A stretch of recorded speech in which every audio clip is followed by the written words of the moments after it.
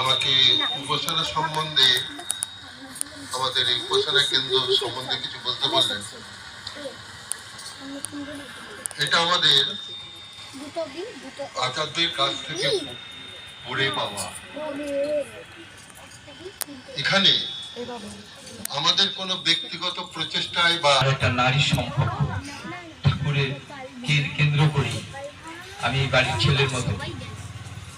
আর তারপরে শুনছি আচার্যদের দ্বারা আমাদের আশীর্বাদ হয়েছেন এখানে জমির ব্যাপারে, ওনারা আমাকে সে ব্যাপারে বলছেন। সময় খুব সীমিত। ঠাকুর বলছে যদি আমার কথাগুলো যদি শুধু তোমার কথা ও চিন্তা খোরাক মাত্র হয়, পড়া বা আচরণে ভেতর দিয়ে সেগুলো বাস্তবে যদি ফুটিয়ে তুলতে না পারো, পাওয়া যে তোমার তমচ্ছন্ন হয়ে রবে, এ কথা তুমি মনে নিশ্চয়ই চেন। ঠাকুর বলছে যে পরম পিতা যে ঈশ্বরের জন্য নিজের জীবন খরচ করে, সে তার নিজের জীবনকে শক্তিশালী করে তোলে। আর যে নিজের জন্য ঈশ্বরকে খরচ করে, সে ওই শক্তি হারায়।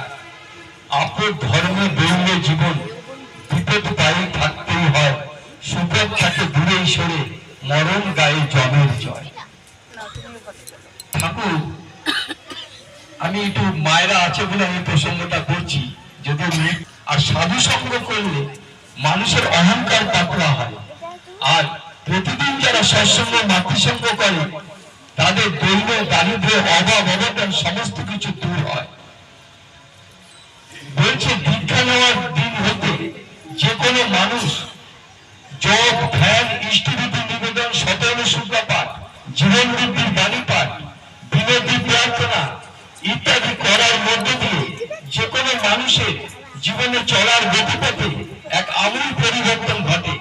সে তখন আর ক্ষুদ্র থাকে না, জীবন নানান রকম ভূত তাদেরকে তাড়া করে বেড়ায়।